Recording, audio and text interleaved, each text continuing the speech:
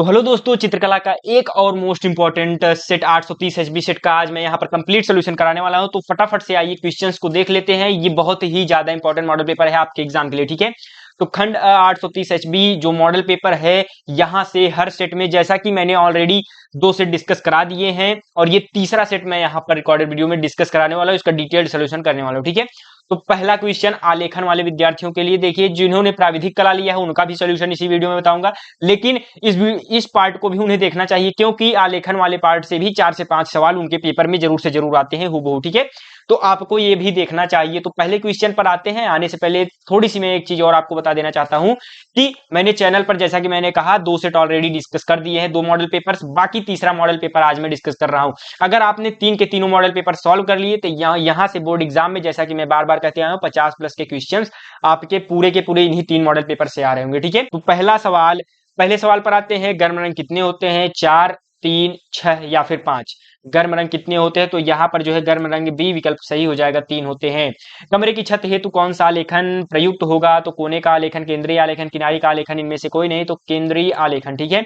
दूसरे का B option correct हो जाएगा। तीसरे पर आते हैं। बनावट की दृष्टि से आलेखन कितने प्रकार के होते हैं? 4, 6, 2, 3। बनावट की दृष्टि से आलेखन 4 प्रकार के होते हैं। तीसरे का विकल्प करेक्ट हो जाएगा। चौथे पर आते हैं। विकर्ण मापनी पर लगातार कितने माप दिखाए जा सकते हैं? तो 3 माप दिखाए जा सकते हैं, ठीक है। कितने? 3। पांचवें पर आते हैं। अजंता की गुफाओं की पेंटिंग किस काल की है? ये इंपॉर्टेंट सवाल है। देखो, बहुत सारे स्टूडेंट्स इस सवाल को गलत करके आएंगे क्योंकि वो पहली बार इसको पढ़ रहे होंगे, लेकिन बोर्ड एग्जाम में 1 से 2 सेट में जरूर से जरूर पूछा जाएगा अजंता की गुफाओं की पेंटिंग किस काल की है। तो मुगल काल, गुप्त काल, बौद्ध काल, आधुनिक काल। तो पांचवें का जो है आपका बी ऑप्शन करेक्ट हो जाएगा, गुप्त काल, ठीक है। निम्नलिखित में से कौन सी लयात्मक रेखा है? तो वक्र रेखा, ठीक है। छठे का सी ऑप्शन करेक्ट हो जाएगा, लयात्मक रेखा वक्र रेखा है। सातवां बहुत ही ज्यादा इंपॉर्टेंट सवाल। एकाकी रंग संगत में कितने रंगों का प्रयोग होगा? तो एकाकी अगर है तो 1 हो जाएगा, ठीक है। क्या सरल रेखा लयात्मक होती है? नहीं, सरल रेखा लयात्मक नहीं हो। तो मैं फटाफट से करा रहा हूं क्योंकि इसमें कुछ बहुत ज्यादा बताने को है नहीं डिटेल में। अगर आप एकदम डिटेल में चीजें जानना चाहते हैं तो एक वीडियो मैंने इस चैनल पर डिस्कस कराया हुआ है, उसमें जो है आपको कॉर्नर पे चित्रकला, ब्रैकेट में प्राविधिक और ब्रैकेट में आलेखन दोनों चीजें लिखी होंगी। तो जो आपका पार्ट है उसको देखिए, वहां से 20 के 20 ऑब्जेक्टिव वहीं से आ रहे होंगे, ठीक है। केवल उस वीडियो को अगर आप देख लेते हो तो क्या सरल रेखा लयात्मक होती है? तो नहीं। क्या है? खोजनी या बनावट के आधार पर प्राकृतिक आलेखन क्या दर्शाते हैं? ज्यामितीय आकार, फूलों पत्तियों के प्राकृतिक रूप, केवल रेखाएं, कोई नहीं। तो यहाँ पर खोजनी या बनावट के आधार पर जो है क्या कहते हैं? फूलों पत्तियों के प्राकृतिक रूप, ठीक है। फूल और कलियों के बाहरी रेखाओं को बनाने के लिए किस नंबर के ब्रश का उपयोग करना चाहिए? तो जो है फूल और कलियों के 2 नंबर के ब्रश का उपयोग करना चाहिए, ठीक है। क्या है? आलेखन का सबसे महत्वपूर्ण गुण क्या है? रंगों का चयन, अलंकरण, लयात्मकता या अस्पष्टता। तो आलेखन का सबसे महत्वपूर्ण गुण है लयात्मकता, ठीक है। प्राकृतिक क्या है? ज्यामितीय आलेखन में सामान्यतः किसका प्रयोग किया जाता है? प्राकृतिक रूप, रेखाओं और कोणों का, मानव आकृतियों का, केवल रंगों का। तो बहुत सारे स्टूडेंट्स ने इसका सही जवाब दिया था जब मैंने लाइव क्लास में इसको डिस्कस कराया था। तो यहाँ पर रेखाओं और कोणों का, ठीक है। अब क्या है? आदर्श रंग कितने माने गए हैं? 3, 4, 6 या फिर 8? तो यहाँ पर आदर्श रंग जो है आपके 3 माने गए हैं, ठीक है। अब क्या है कि सूक्ष्म आलेखन किन 3 आलेखनों का मिश्रण होता है? तो प्राकृतिक, अलंकारिक, ज्यामितीय या फिर रंग रेखा बिंदु, त्रिभुज, वर्ग, वृत्त, कोई नहीं। तो यहाँ पर जो है सूक्ष्म आलेखन किन 3 रेखाओं का आलेखनों का मिश्रण है? तो प्राकृतिक, अलंकारिक और ज्यामितीय, ठीक।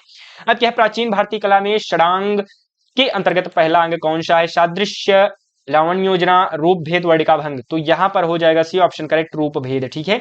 15 का सी करेक्ट हो जाएगा, रूप भेद। 16वें पर आते हैं। कमरे की छत हेतु कौन सा आलेखन उपयुक्त होगा? तो कमरे की छत हेतु जो है मेरे मित्रों 16वें का आपका विकल्प हो जाएगा, कोने का आलेखन, केंद्रीय आलेखन, किनारे का आलेखन या उपर्युक्त में से कोई नहीं। तो 16वें का बी ऑप्शन करेक्ट हो जाएगा, केंद्रीय आलेखन। टिंट रंग कौन सा है? टिंट का मतलब होता है टिंट और शेड, 2 टाइप के रंग होते हैं। टिंट होता है यानी कि जब किसी रंग में, कोई पर्टिकुलर रंग है उसमें अगर हम सफेद रंग मिला देते हैं तो वो टिंट रंग हो जाता है, ठीक है। अगर हम वहीं अगर काला मिला देते हैं तो वो शेड हो जाता है, ठीक। मोनोक्रोम क्या है? रंगों का मिश्रण, रंगों का गाढ़ापन, रंगों की विविध रंगत, एक ही रंग की विविध रंगत। तो 18वें का आपका ऑप्शन करेक्ट हो जाएगा, क्या कहते हैं? डी, एक ही रंग की विविध रंगत, ठीक है। 19वें पर आते हैं। क्या है? आंखों में जो तंतु रंग का अनुभव करते हैं उसका नाम क्या है? तो उसका नाम क्या है मेरे मित्रों? रॉड्स एवं कोन्स, जिसको हम सलाका एवं शंकु कह सकते हैं, या फिर रॉड्स एंड कोन्स, ठीक। Rods and cones. अब क्या है? बिना ब्रश की सहायता से कौन सा रंग लगाया जाता है? तो पिस्टल रंग जो है बिना ब्रश की सहायता से लगाया जा सकता है। जो जल रंग होता है ये बहुत ही पारदर्शी माध्यम मतलब जो है पारदर्शी होता है, जो तैल रंग होता है ये अपारदर्शी होता है, ये दोनों भी आपको पता होना चाहिए। अब आगे बढ़ते हैं, प्राविधिक कला वाले विद्यार्थियों के लिए ये जो है मैं फटाफट से सोल्यूशन कर दे रहा हूँ। एक घन में कितने फलक होते हैं? फलक का मतलब कितने जो है, जैसे एक घन है, मान लीजिए एक हम पासा ले लेते हैं, पासे में देखिए 6 फलक होते हैं। कितने होते हैं? 6, क्योंकि 6 अंक लिखे होते हैं तो 6 फलक होते हैं। सी क्या है, एक वर्गाकार प्रिज्म में कितने आयताकार फलक? देखो ये चीज आपको ध्यान देना है, एक वर्गाकार प्रिज्म में कुल 6 फलक होते हैं, लेकिन 6 तो ऑप्शन में नहीं है, क्योंकि क्या पूछा गया है? आयताकार फलक पूछा गया है, तो यहाँ पर जो है 4, ऑप्शन नंबर सी करेक्ट हो जाएगा, 4। ठीक है, यदि बेलन का एक सिरा वृत्ताकार है तो दूसरा सिरा होगा, बेलन है उसका एक सिरा वृत्ताकार है तो दूसरा सिरा भी वृत्ताकार होगा। ठीक है, अगर शंकु है तब क्या होगा? दूसरा सिरा आपको कमेंट बॉक्स में बताना है। अगर शंकु है, एक सिरा वृत्ताकार है तो दूसरा सिरा कैसा होगा? एक आयताकार कमरे में कितने ऊर्ध्वाधर फलक होते हैं? कितने ऊर्ध्वाधर फलक होते हैं एक आयताकार कमरे में? तो 4। जैसे एक कमरा है, कमरे में 4 दीवार हैं तो वो ऊर्ध्वाधर होते हैं, बाकी क्षैतिज स्तर पर क्या कहते हैं, 2 होते हैं, एक छत हो गया, एक नीचे जमीन। ठीक, अब क्या है, निम्न में से कौन सा आकार नहीं, आकार पंचभुजाकार है। तो पंचभुजाकार यानी जिसमें 5 भुजाएं हैं, तो डी विकल्प में देखो 5 भुजाएं हैं। अगर क्या कहते हैं, षटकोण होता, षटकोण या फिर जिसमें 6 कोण होते हैं, षटकोण या षटभुजाकार, इस प्रकार से कह सकते हैं। पंचभुजाकार ये 5। ठीक, अब क्या है, स्पर्श रेखा दीर्घवृत्त में कहाँ स्पर्श करती है? तो वो लघु अक्ष, दीर्घ अक्ष, नाभि या वक्र। तो छठे का आपका ऑप्शन करेक्ट हो जाएगा डी, वक्र पर। ठीक है, 7वें पर आते हैं, किलोमीटर में कितने हेक्टोमीटर होते हैं? तो 1 किलोमीटर में जो है आपका 7वें का विकल्प हो जाएगा ए, 10 हेक्टोमीटर होते हैं। ठीक है, 8वें पर आते हैं, 8वां सवाल बहुत ही ज्यादा इंपॉर्टेंट है। तो क्या है, निम्न में से कौन सा प्रतिवर्ती कोण नहीं है? तो 8वें का विकल्प ए सही हो जाएगा, 180 डिग्री प्रतिवर्ती कोण नहीं है, क्योंकि 180 डिग्री से अधिक के कोण को प्रतिवर्ती कोण कहते हैं या फिर बृहत कोण। ठीक है, लेकिन 180 डिग्री को हम सरल कोण कहते हैं, इस कारण से यह प्रतिवर्ती कोण नहीं होगा, बल्कि सरल कोण होगा 180 डिग्री। झंडे को लगाने के लिए डंडा कितने अंश के कोण पर लगाते हैं? इंपॉर्टेंट सवाल है, 2 से 3 सेट में आएगा, 90 डिग्री। ठीक है, एक घन में कितने कोने होते हैं? कितने कोने पूछा है, कोने का मतलब कितने कॉर्नर्स। तो यहाँ पर 1 2 आप देख लीजिएगा, घन एक अपने घर को जब आप जिस एग्जाम हॉल में पेपर दे रहे होंगे उसमें आप देखेंगे तो 4 ऊपर के साइड कोने होंगे, 4 नीचे के साइड, तो ओवरऑल 8 कोने होंगे। ठीक है, बी ऑप्शन। दीर्घवृत्त में कितनी नाभियां या फोकाई होती हैं? जो एलिप्स होता है उसमें कितनी फोकाई होती हैं? तो 2 होती है। ठीक है, 11वें का बी ऑप्शन करेक्ट हो जाएगा, 2, सेंटर के इर्द गिर्द। ठीक है, अब आगे बढ़ते हैं, 12वें सवाल पर आते हैं, वह चतुर्भुज जिसकी चारों भुजाएं बराबर हों लेकिन कोण 90 डिग्री न हो कहलाता है? वर्ग आयत समचतुर्भुज समांतर चतुर्भुज। तो क्या है, वह चतुर्भुज जिनकी चारों भुजाएं बराबर हो लेकिन कोण न हो, तो उसको हम समचतुर्भुज कहते हैं। अगर कोण 90 डिग्री होता है तो उसको वर्ग कहते हैं, अगर 90 डिग्री नहीं है तो उसको हम समचतुर्भुज कह देंगे। और उसके बाद समांतर चतुर्भुज क्या होता है? जिसकी केवल 2 भुजाएं क्या कहते हैं, बराबर समांतर होती हैं, बाकी की दोनों भुजाएं समानांतर नहीं होती, उसको हम समांतर चतुर्भुज कहते हैं।